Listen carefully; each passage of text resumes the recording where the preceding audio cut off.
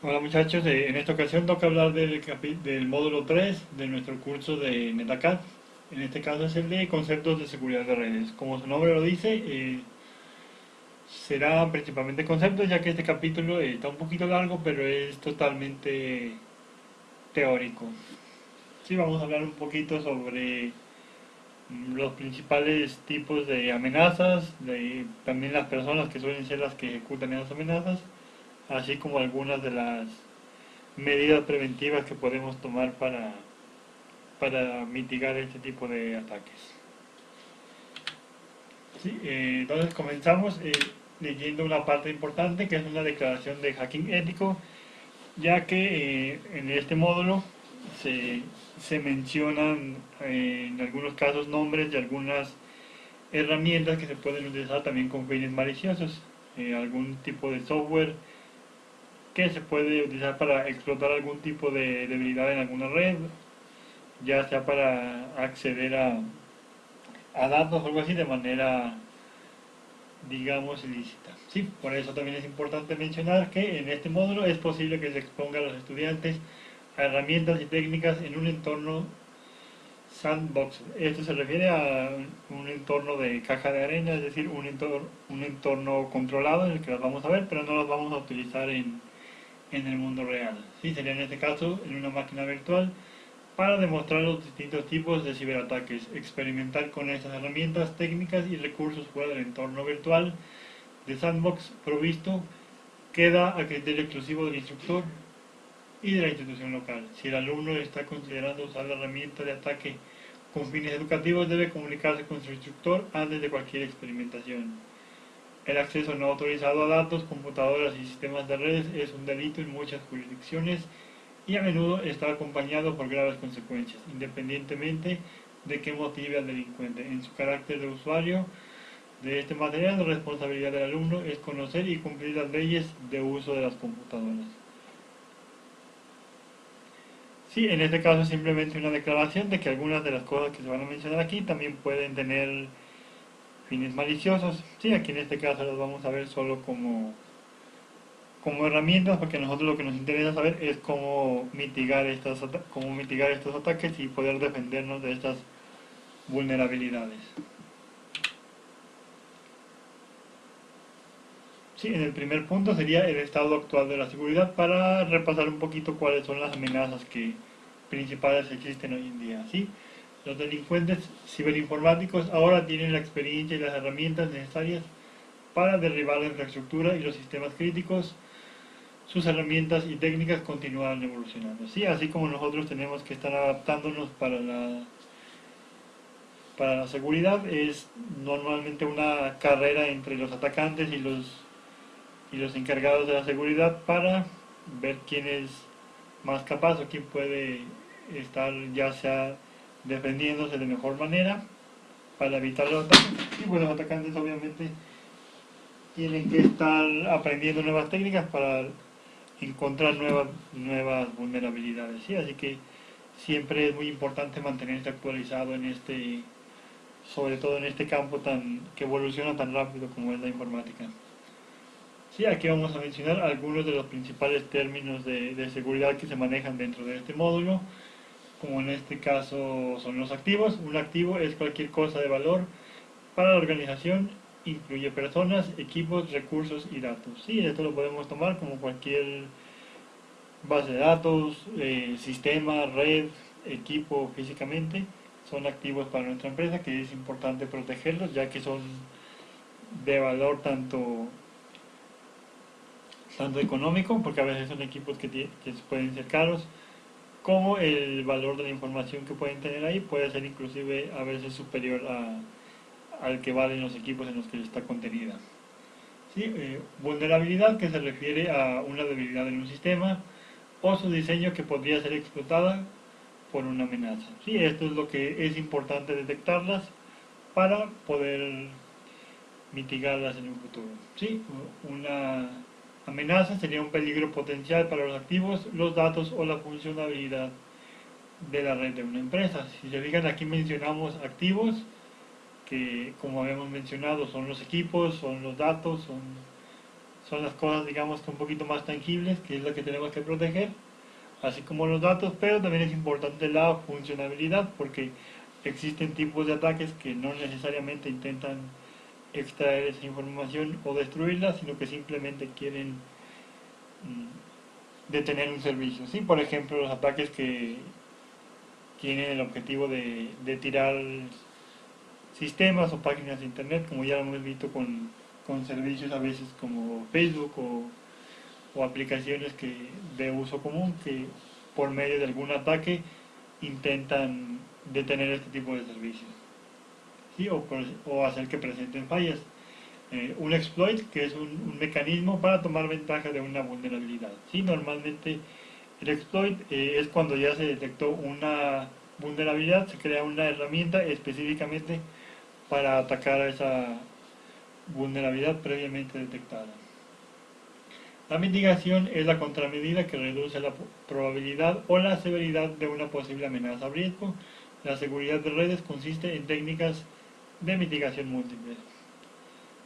Sí, aquí la contraparte sería la mitigación, que es la que vamos a estar intentando hacer nosotros como los encargados de seguridad, ya sea con medidas preventivas o con algunos mecanismos correctivos en caso de que recibamos algún tipo de ataque a nuestra red.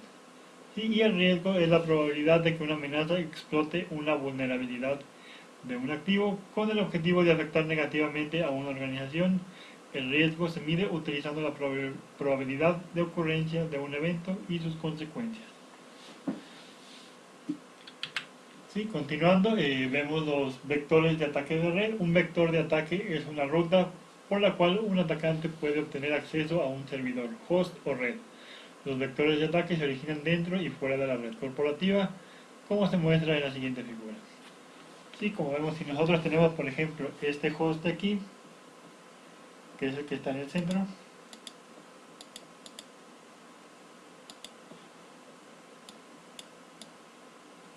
existen varias formas de que reciba el ataque. Puede ser desde alguno de los equipos internos, ya sea que el atacante tenga acceso a ellos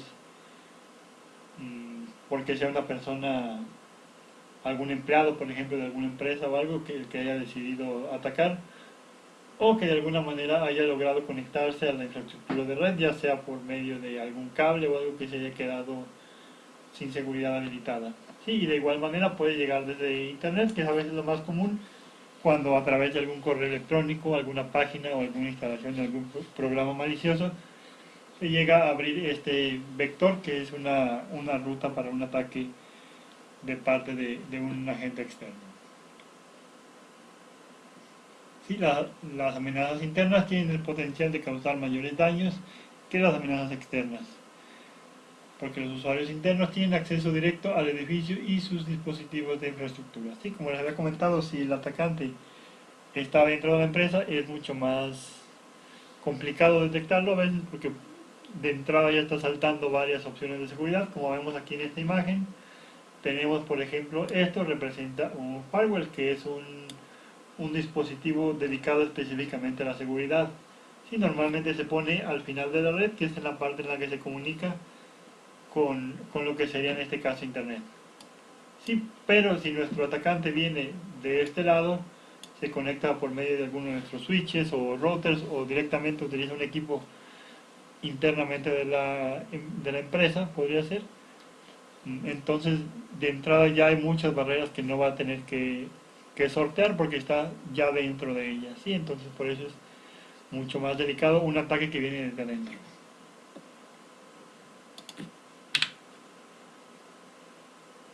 Otro punto sería la pérdida de datos, ya que los datos muchas veces son el activo más valioso de la empresa. Estos pueden contener información de nuestros clientes, de nuestros negocios, de mucho tipo que la pérdida de ellos puede generar grandes estragos, ya sea en algunos puntos como lo que se menciona aquí, que sería el daño a la marca o pérdida de reputación.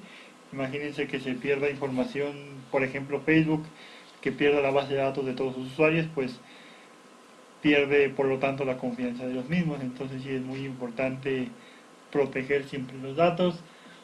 podría ser la pérdida de una ventaja competitiva, y en el caso de que tengas alguna empresa que durante años has estado guardando tal vez estadísticas, tienes tu información que te puede ayudar a generar estrategias para que tu empresa crezca. Si pierdes esa información, pues pierdes todas las ventajas que tenías, puedes perder información de tus clientes, donde puede incluir inclusive el control a veces de si tienes algún tipo de cobranza o algo así. Perder ese tipo de información puede ser muy delicado. Sí, pérdida de ingresos, directamente de dinero, acciones legales también en caso de que se pierda alguna información de algún tercero que está bajo la responsabilidad de la organización, pues también ese tercero involucrado puede llegar a emprender alguna acción legal contra tu empresa, lo cual sería también muy grave. ¿Sí? El costo y esfuerzos significativos para notificar a las partes afectadas y recuperarse de la transgresión. ¿Sí? Porque una vez que pierdes todos esos datos, no solo tienes que afrontar las consecuencias de que este te pueda generar directamente, sino que a veces el proceso de reconstrucción de esas bases de datos o de esa información puede ser muy tedioso, puede tardar mucho tiempo y puede estar generando pérdidas de manera constante hasta que puedas restablecer todo tu sistema como estaba originalmente. Sí, por eso sí es muy importante casi siempre darle la prioridad máxima a la protección de los datos, ya sea con respaldos externos, obviamente con medidas de seguridad para evitar los ataques, pero siempre tener sobre todo respaldo. Y aquí por mencionar algunos de los principales vectores de pérdida de datos, podemos hablar del correo electrónico y las redes sociales, ¿sí? Debido a que son formas que los atacantes pueden utilizar de manera directa para atacar alguno de nuestros empleados o alguno de nuestros dispositivos, enviándole correo electrónico con fines maliciosos, puede ser con virus dentro de ellos, con malware, así como por redes sociales y en forma de mensajes, tal vez que normalmente el usuario no va a sospechar tanto de un mensaje que recibe directamente a su correo de la empresa, como de pues una página en la que pueda entrar de dudosa procedencia, que tenga ya sea programas gratis, ese tipo de cosas que la gente normalmente se identifica como una amenaza, pero pues el correo normalmente es un ataque mucho más directo mucho más dirigido hacia el usuario de una empresa. ¿Sí? Por eso también es muy importante establecer filtros de seguridad, puede ser tanto capacitando a nuestros usuarios para que sean capaces de identificar si un correo viene de algún lugar que nos identifique como conocido o tiene algún enlace o algo que se pueda considerar malicioso, si sean capaces de diferenciarlo y reportarlo adecuadamente. De igual manera se pueden implementar dispositivos como el firewall o como hay dispositivos directamente orientados a la seguridad de correo que pueden ayudar a mitigar este tipo de amenazas.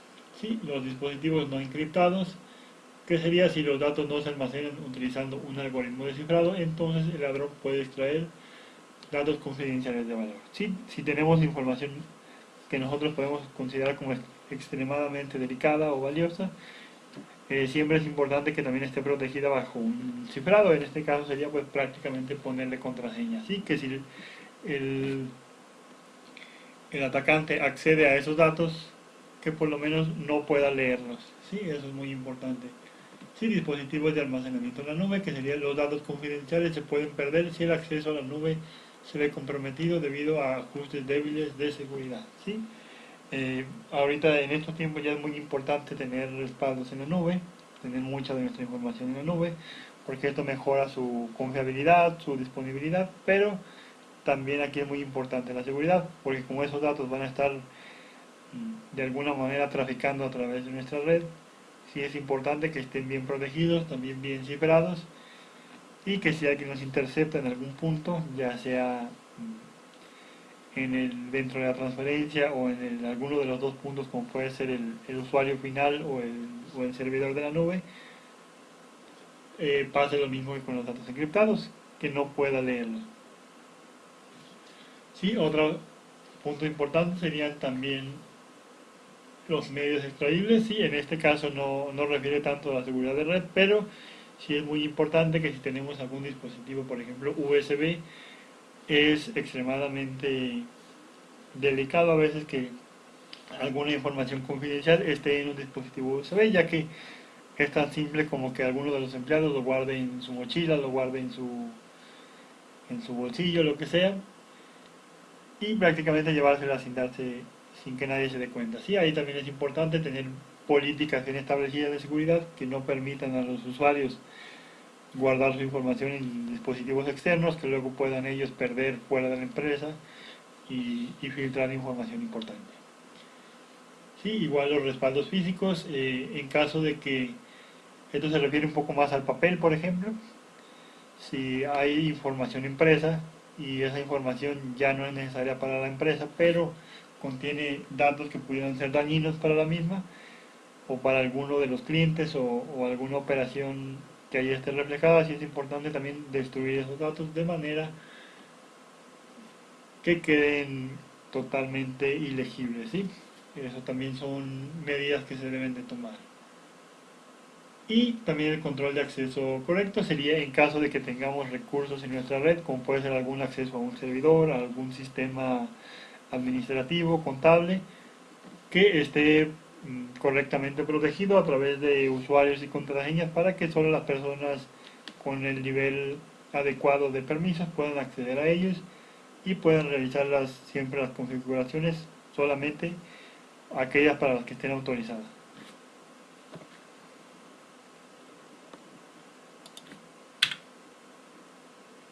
Ok, y para el siguiente punto veríamos a los atacantes. En este caso, como podríamos hablar principalmente de los hackers. En ellos existen varios tipos de hackers, ¿sí? Aquí mencionamos, por ejemplo, los tipos principales, ¿sí? Normalmente cualquier tipo de hacker se engloba por lo menos en una de esas tres categorías. Sí, el primer punto sería el de hacker de sombrero blanco. Estos son hackers éticos que utilizan sus habilidades de programación para fines buenos, éticos y legales. Las vulnerabilidades y la seguridad se informan a los desarrolladores para que las corrijan antes de que las vulnerabilidades puedan ser explotadas. Sí, estas son personas que normalmente no tienen ningún tipo de malicia en sus ataques, simplemente están buscando esos errores dentro de la red, esos errores dentro de la seguridad para poder comunicárselos a los propietarios de las mismas y que puedan implementar esas medidas de seguridad antes de que alguien que sí tenga malas intenciones pueda acceder a ellas. ¿Sí? Muchas veces esto se hace también con algún tipo de fin económico, por ejemplo, puede ser algún tipo de concurso o tratar de que recibir algún premio por parte de la organización al darles esa información, ¿sí? Pero estos digamos que se consideran como los buenos, y que son también los que ayudan a avanzar también la materia de seguridad, al dar técnicas mejoradas. Sí, otros serían los hackers de sombrero gris, que son personas que cometen delitos y hacen cosas probablemente poco éticas, pero no para beneficio personal ni para causar daños. Un hacker de sombrero gris puede divulgar una vulnerabilidad de la organización afectada después de haber puesto en peligro la red. Sí, estos digamos que están cometiendo acciones que se consideran ilegales, pero normalmente no es con un fin ni de dañar a la empresa ni de obtener algún beneficio personal, simplemente lo hacen digamos que desde un punto neutral, sí, no obtienen ningún beneficio, no están dañando de ninguna manera, pero de igual manera no se considera legal lo que están haciendo. Y por último los hackers de sombrero negro, esos ya son directamente delincuentes, son poco éticos, que violan la seguridad de una computadora y una red para beneficio personal o por motivos maliciosos, como ataques a la red. Sí, estos son ya directamente los que buscan obtener algún beneficio, buscan dañar a la empresa, dañar el equipo, dañar los sistemas, las redes y generar pérdidas normalmente. Y así como los atacantes, también aquí se mencionan un poquito las herramientas que se pueden utilizar. En este caso sería para realizar pruebas dentro de nuestra red, poder detectar nosotros mismos una vez que se implemente una medida de seguridad, checar si funciona correctamente y en este caso nos menciona varias categorías. ¿Sí? También menciona varios ejemplos. aquí por nombre, eso los pueden checar ustedes, pero el módulo no cubre como tal cómo se utilizan estos mismos, ¿sí? Eh, los primeros serían los decodificadores de contraseñas, en este caso son, como su nombre lo dice, los que sirven para recuperar o tratar de decodificar o desencriptar alguno de los archivos o alguno de los paquetes a través de técnicas como podría ser el generar intentos automáticos de manera repetida hasta intentar encontrar la contraseña correcta. Sí, otras serían las herramientas de hacking inalámbrico que están diseñadas para escanear todos los dispositivos dentro de la red y detectar alguna vulnerabilidad que se pueda generar, ya que pues digamos de manera obvia, una red inalámbrica es especialmente peligrosa ya que se puede acceder de ella de manera pues prácticamente invisible, así al no haber ningún cable es mucho más difícil rastrear de dónde llegó, digamos que físicamente ese ataque, ¿sí? Lo siguiente serían las herramientas de hacking, perdón, las herramientas de escaneo de redes y herramientas de hacking, ¿sí? En este caso son las que se utilizan para sondear dispositivos de red, servidores y hosts normalmente a través de los puertos TCP y UDP que se encuentren abiertos. Sí, el siguiente sería herramientas para elaborar paquetes de prueba. Estos son los que nos van a permitir generar paquetes diseñados a la medida para intentar lanzarlos hacia nuestra red y simular las amenazas y ver si nuestro, por ejemplo, nuestro firewall o los dispositivos que estén intentando mitigar ese tipo de ataques están haciendo su trabajo correctamente. Y digamos que de la manera opuesta existen los sniffers de paquetes, que estos son los que se dedican a interceptar el tráfico dentro de la red y ver qué tan fácil son de, digamos que de leer o de extraer la información. De esta manera también se puede comprobar la seguridad que ya tengamos implementada. Sí, de igual manera tenemos aquí algunos de los principales tipos de ataques. Por ejemplo, tenemos los ataques de intercepción pasiva, que son los que suceden cuando el hacker se pone, digamos que en un punto intermedio entre nuestra red y alguno de los destinatarios que pueda tener nuestro tráfico interno hacia afuera o inclusive hacia otro dispositivo dentro de la misma y escucha esos paquetes. De esta manera puede tener acceso a información de manera no autorizada. ¿Sí? Otra opción serían los ataques de modificación de datos, que en esto es cuando, mm, por ejemplo, en el caso anterior, en el cual les comento que tiene el hacker la posibilidad de ver esa información, en el caso de los ataques de modificación también tiene la opción de inyectar información para de esta manera modificar y corromper o agregar información falsa que pueda generar conflictos luego también dentro de la organización. Sí, otra opción serían, por ejemplo, los ataques de suplantación de IP, que esto lo que puede, un ejemplo de lo que podría hacer es darle a nuestra red o a alguno de los dispositivos, como puede ser el router, una dirección falsa o darle una dirección válida a un dispositivo inválido y de esta manera dirigir cierto tráfico de la red, como puede ser el que vaya destinado a algún host en específico o a algún servidor y a algún lugar que le convenga al atacante. Sí, esto también sería muy peligroso. Otros serían los ataques basados en contraseñas, que este es si los hackers descubren una cuenta válida de usuario, los hackers tienen los mismos derechos que el usuario real. Los hackers pueden usar una cuenta válida para obtener listas de otros usuarios, información de red, cambios de servidor y configuraciones de la red, y así modificar, redirigir o borrar datos. Sí, otro tipo de ataque sería, por ejemplo, el ataque de denegación de servicio, que es el que se conoce como DOS o DOS. Y este es cuando el objetivo no es obtener ningún tipo de información, es simplemente hacer que un servicio o un dispositivo deje de funcionar o deje de operar correctamente y de esta manera negar el servicio para los usuarios que lo requieran.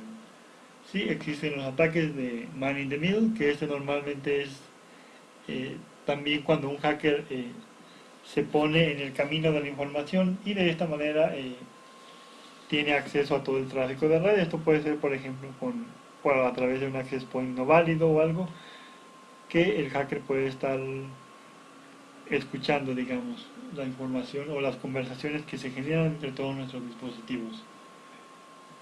Sí, están los ataques de claves comprometidas, que es si un atacante obtiene una clave secreta, esa clave se conoce como una clave de riesgo. Una clave comprometida puede utilizarse para obtener acceso a una comunicación asegurada sin que el emisor ni el receptor se enteren del ataque.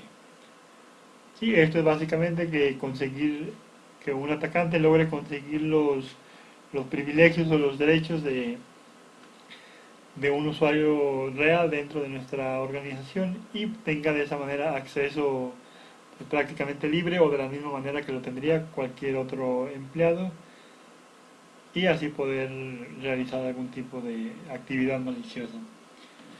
Sí, y el otro sería el ataque de analizador de protocolos. Este es un analizador que es una aplicación o un dispositivo que puede leer, monitorear y capturar intercambios de datos en la red y leer paquetes de red. Si los paquetes no están cifrados, un analizador de protocolos permite ver por completo los datos que lo componen. Sí, si se fijan, muchas de las constantes en este tipo de ataques son las que consisten en obtener información, ya sea escuchándola a través del tráfico IP, interceptando los paquetes, físicamente con un dispositivo dentro de la red. Entonces, normalmente los datos son el principal objetivo de la mayoría de los ataques, por eso es especialmente importante concentrarnos en la protección de los mismos.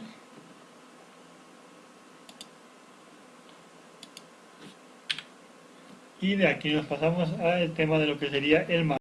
Sí, en este caso, a diferencia de los ataques que hemos mencionado anteriormente, el malware se caracteriza por ser software diseñado para explotar alguna vulnerabilidad dentro de los equipos. Sí, este normalmente llega con un poquito de intervención del usuario, ya sea que ejecute algún software que venga de alguna procedencia poco confiable o algún mensaje que haya recibido de correo o alguna instalación externa. Sí, por eso es muy importante también, como les comentaba, hacer consciente al usuario o a los trabajadores de la organización de lo delicado que puede ser acceder a software que no esté previamente autorizado por el encargado de seguridad.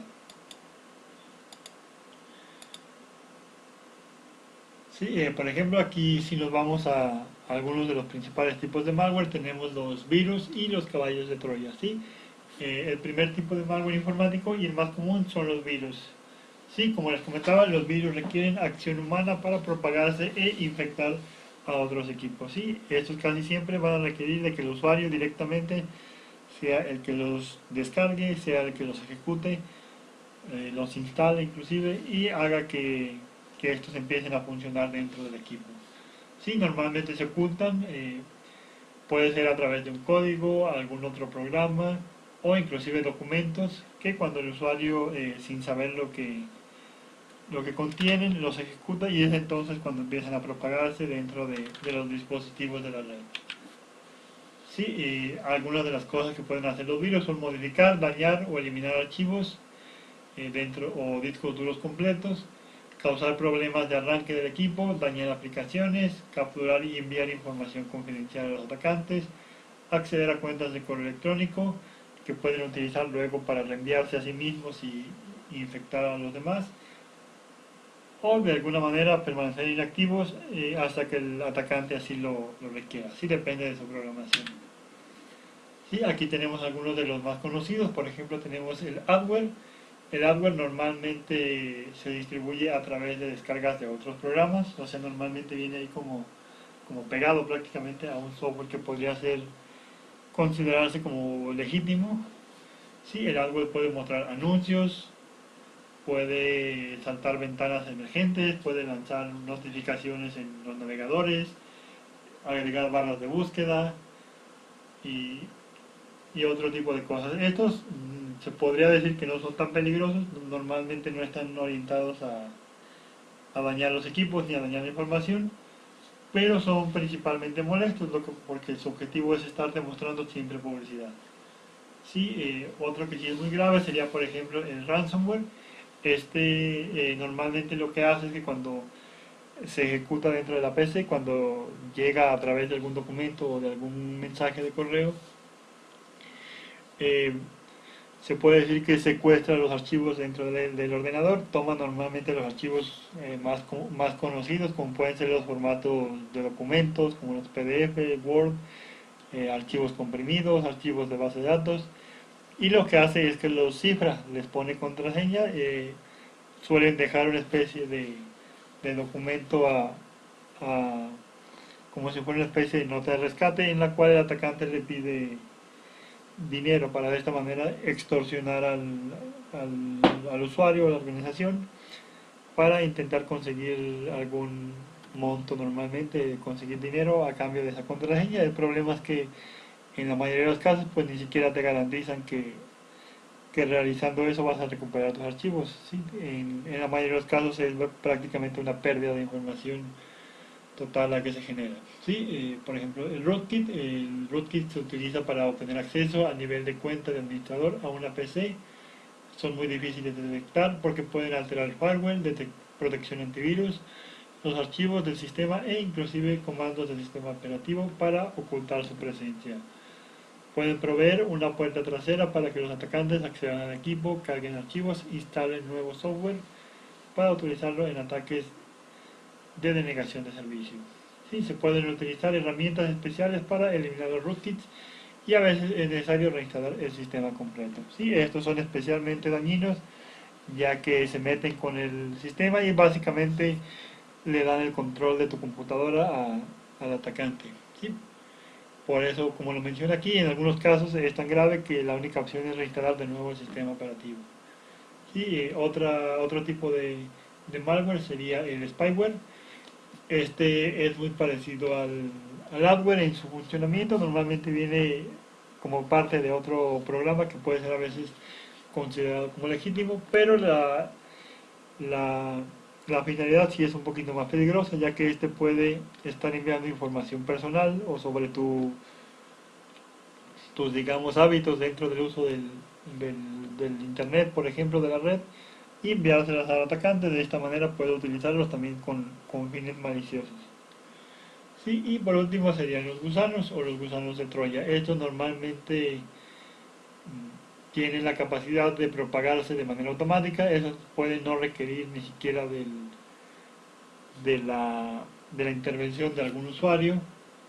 Y normalmente su principal fin es el de propagarse a la mayor cantidad de equipos posibles. Y de esta manera pueden estar mermando los equipos, mermando las transmisiones de red y haciendo en general que todos nuestros sistemas empiecen a presentar fallas, a ralentizarse y a dar problemas. Ok, y continuando con otro tipo de ataques, en este caso sería con los ataques de red comunes. Sí, en los casos anteriores hemos estado viendo principalmente ataques dirigidos a los hosts o a los, digamos, dispositivos finales dentro de la red y a la información misma. Pero hay otro tipo de ataques que se dirigen un poquito más a los dispositivos intermedios de red, como podrían ser provocar algún tipo de mal funcionamiento o vulnerabilidad, pero en este caso en dispositivos como los switches, los routers y los que se encargan como tal de las conexiones de red. ¿Sí? Aquí, por ejemplo, tenemos algunos de los principales ataques. Normalmente pueden ir a través, por ejemplo, de un malware o de un ataque directo de algún dispositivo controlado por el atacante. Algunas de las opciones para mitigar estos ataques es comprender los tipos de ataques y poder clasificarlos para de esta manera saber cómo poder abordarlos.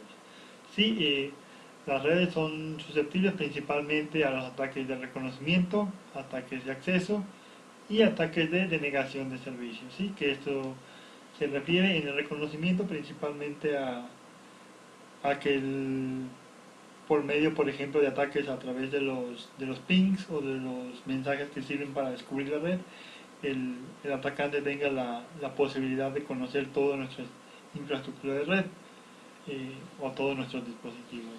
Sí, el acceso sería pues que obtengan directamente acceso a los paquetes o a los dispositivos dentro de nuestra organización.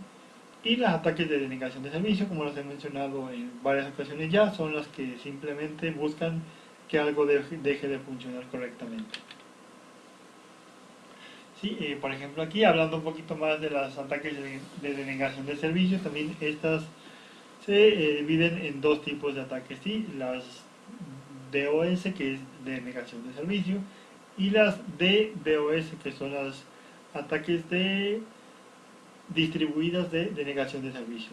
Normalmente el objetivo es exactamente el mismo, lo que cambia un poquito es la forma de operar. ¿Sí? En el caso de un ataque normal de DOS, suele ser un equipo el que lanza todo ese ataque hacia el objetivo. Y en el ataque distribuido o D2 es cuando se utilizan varios equipos, pueden ser controlados todos por atacantes diferentes, por un grupo grande, o puede ser que un atacante tome el control de varios equipos y los utilice como estaciones que se suelen llamar como zombies, que en este caso simplemente están recibiendo órdenes del atacante para generar una saturación mucho más rápida y eficiente al momento de hacer el ataque. Sí, algunas de las formas en las que puede hacer un ataque de denegación de servicios sería por medio de una cantidad abrumadora de tráfico.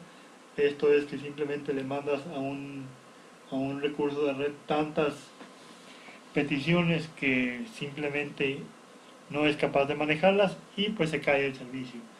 ¿Sí? Y otra es que los paquetes que le mande sean los que estén corruptos o mal formados y el aparato no tenga la capacidad de leerlos y termine por también dejar de funcionar. Sí, otra opción sería directamente los ataques que se realizan hacia las direcciones IP o hacia las conexiones a través de los protocolos IP. Y aquí se mencionan, por ejemplo, las siguientes. Serían los ataques al ICMP, que es el caso en el que los atacantes utilizan paquetes de eco, como les había comentado, los pings, que son para los ataques de reconocimiento, en los cuales pueden prácticamente conocer todas nuestras redes, todas nuestras subredes, todos nuestros hosts y de esta manera poder realizar ataques ya específicos y dirigidos que puedan ser más dañinos. Sí, los ataques de amplificación y reflexión, que son en la que los atacantes intentan impedir que usuarios legítimos tengan acceso a información o servicios, que como les comento son los ataques de denegación de servicio, y ataques de suplantación de direcciones. Sí, en este caso puedes básicamente tomar una dirección válida y quitársela de un host válido a un host de un atacante, lo cual le permitiría al atacante interceptar esa información para ya sea destruirla o usarla para beneficio propio. Sí, los ataques de man in the middle son muy parecidas y estas pueden ser a través de un dispositivo o a través de alguna configuración la cual redirija toda la información o haga que el atacante se pueda situar a la mitad de la comunicación entre dos o varios dispositivos y pueda interceptar todos esos paquetes y ya sea simplemente leerlos y quedarse con la información o modificarlos por el camino y enviar la información errónea al dispositivo que sea el destinatario. ¿Sí? Y en los secuestros de sesiones, que son los casos en los que los atacantes obtienen acceso a la red física y luego usan un ataque MITM para secuestrar una sesión. Sí, continuando, tenemos por ejemplo los ataques de envenenamiento de caché del ARP, que son los que normalmente se utilizan para atacar directamente a la tabla de direcciones MAC. ¿Sí? Esto lo pueden hacer para agregar, digamos, direcciones de MACs dentro de nuestra tabla que sean falsas. Y de esta manera puedes saturar esa misma tabla y hacer que a través del protocolo ARP los switches, en este caso, que son los que se encargan de la transmisión o de la comunicación a través de estas direcciones, ya no sean capaces de aceptar a los clientes legítimos al estar llenos de direcciones MAC incorrectas. ¿Sí? Y aquí nos menciona que envenenamiento ARP puede ser pasivo o activo. Pasivo cuando los atacantes roban información confidencial y activo cuando los atacantes modifican los datos en tránsito, inyectan datos maliciosos. ¿Sí? Por eso también es muy delicado, porque a nivel de direcciones MAC se genera también este tipo de comunicaciones y este tipo de vulnerabilidades. ¿Sí? Otro tipo de ataque sería el DNS. El DNS no se los he mencionado tanto, pero es el servidor de dominio de nombres. Es normalmente el que hace el trabajo de la traducción de una dirección IP, por ejemplo, a una dirección URL. ¿Sí? Entonces, si nosotros tuviéramos que la dirección de Google es la 182.200.1.2, por darles un ejemplo inventado, y la dirección que nosotros conocemos es www.google.com. Es este protocolo el que se encarga de hacer esa traducción para que nosotros podamos escribir en nuestro navegador una página de internet y nuestra computadora sepa que tiene que convertirla en una dirección IP. Sí, porque al final de cuentas todas las conexiones dentro de la red vienen por medio de direcciones IP. Sí, y los principales tipos de ataques que incluye serían ataques de resolución abierta de DNS, ataques sigilosos de DNS, ataques de domain shadowing de DNS y ataques de tunelización de DNS.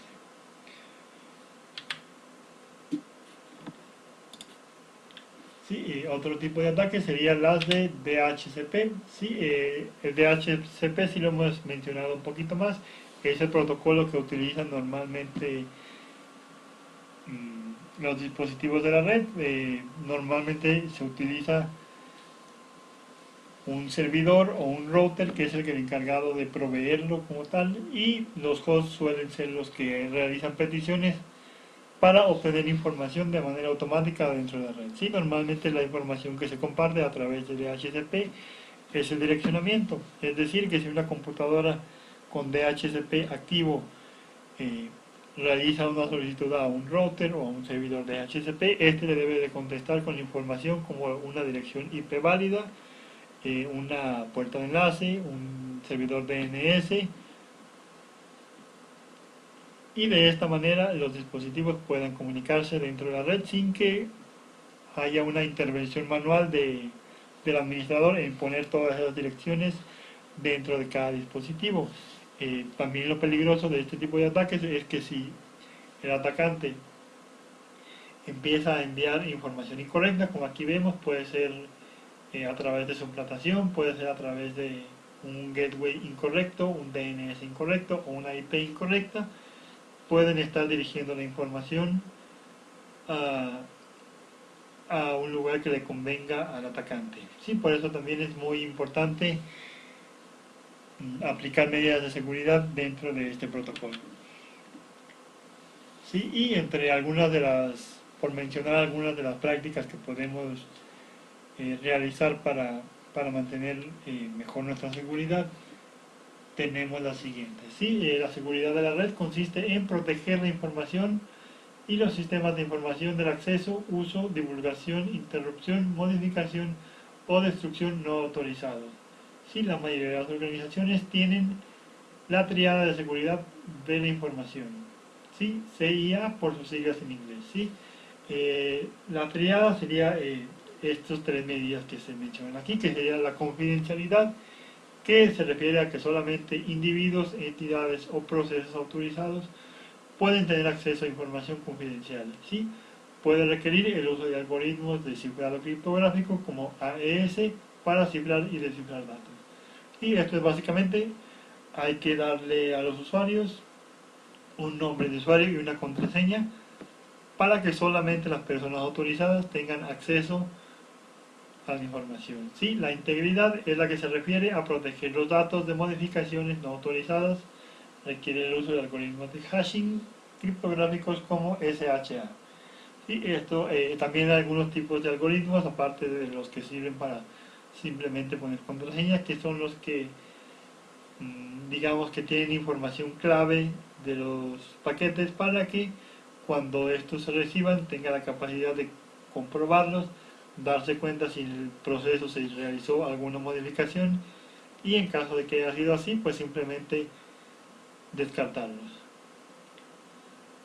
Sí, y la disponibilidad, que es que los usuarios autorizados deben tener acceso ininterrumpido a los recursos y datos importantes. Requiere implementar servicios, puertas de enlace y enlaces redundantes. Sí, por ejemplo, aquí sería como en el caso de los ataques de denegación de servicio. ¿Cómo se pueden mitigar un poco? Es que si por ejemplo el atacante intenta impedir el funcionamiento correcto de un router, aquí es donde podremos implementar una puerta de enlace y enlaces redundantes hacia otro router que es el que funcione de respaldo. Si en caso de que uno de los routers se derribe en sus servicios, por decirlo de alguna manera, en cuanto ese desactive, nuestra red tenga la capacidad de calcular una ruta nueva. Así es, como en el caso de algunos protocolos que vimos, por ejemplo, en el módulo pasado, como era el STP, que era el que nos permitía generar ese tipo de rutas redundantes. Sí, otra opción sería, por ejemplo, la implementación de un firewall. Los firewalls son sistemas o grupos de sistemas que imponen políticas de control de acceso entre redes. Sí, estos pueden ser a través de software dentro de cada uno de los hosts o de los servidores, los cuales tengan un grupo de políticas o de reglas de tráfico en las cuales se pueden borrar se pueden bloquear desde protocolos específicos hasta host o páginas específicamente, ¿sí? También existen dispositivos que directamente son firewalls y solamente están dedicados a ellos y suelen ponerse para filtrar el tráfico de una red hacia internet. Sí, otra de las medidas de seguridad sería la criptografía. En este caso, como lo han mencionado, es la que se encarga de proteger los datos a través normalmente de claves, de contraseñas que se comparten y se utilizan para identificar y autenticar a los usuarios que intenten acceder a los recursos y a la información dentro de la red. Y en este caso, algunos de los elementos más importantes o de los objetivos de la criptografía serían los siguientes. Sería la integridad de datos, como les mencioné en las diapositivas pasadas, que sería que, que tenga la capacidad de comprobar si los paquetes no fueron modificados en su transporte. La autenticación de origen, también para identificar que el paquete venga del, del origen correcto, y si en algún momento viene de algún dispositivo que no está autorizado dentro de nuestra red, también pueda descartarlos. La confidencialidad de datos, que se refiere a poner una contraseña para que solamente los usuarios autorizados tengan acceso a ella. Y la imposibilidad de negación de datos. Sí, se fijan, esos son básicamente puntos repetidos de los que mencionamos sobre las prácticas de seguridad de red. Sí, dentro de la confidencialidad, aquí nos menciona que existen dos corrientes o dos tipos principales de criptografía. En este caso nos menciona la simétrica y la asimétrica. La principal característica o diferencia entre estas es que la simétrica se caracteriza porque tanto el que envía como el que recibe deben tener la misma contraseña para desbloquear sus datos, y en la asimétrica son con claves diferentes. ¿Sí? Tienen que, sin comunicarse directamente, generar claves diferentes que al momento de abrir los paquetes sean capaces de abrirlos cada uno con su clave personal. ¿Sí? Normalmente, entre las ventajas que tiene es que la asimétrica suele tener claves un poco más pequeñas, entre los 40 y los 256 bits, lo cual las hace un poquito menos seguras, pero mucho más rápidas. Y en el caso de las asimétricas, tienen claves mucho más pesadas, que son de 512 a 4096 bits, pero también suelen ser mucho más demandantes para los sistemas que las ejecutan y por lo tanto más lentas. Así que en algunos casos, como comunicaciones VPNs en las que el tráfico de red debe ser lo más rápido posible para evitar tener retrasos, se suelen utilizar las simétricas, mientras que cuando estamos hablando de tal vez conexiones mucho más confidenciales como acceso a bancos y eso sí se suele utilizar la asimétrica. De esta manera, aunque sea un poquito tal vez más lento, se garantiza, se da mucho mayor prioridad a la seguridad. Y por el momento sería todo.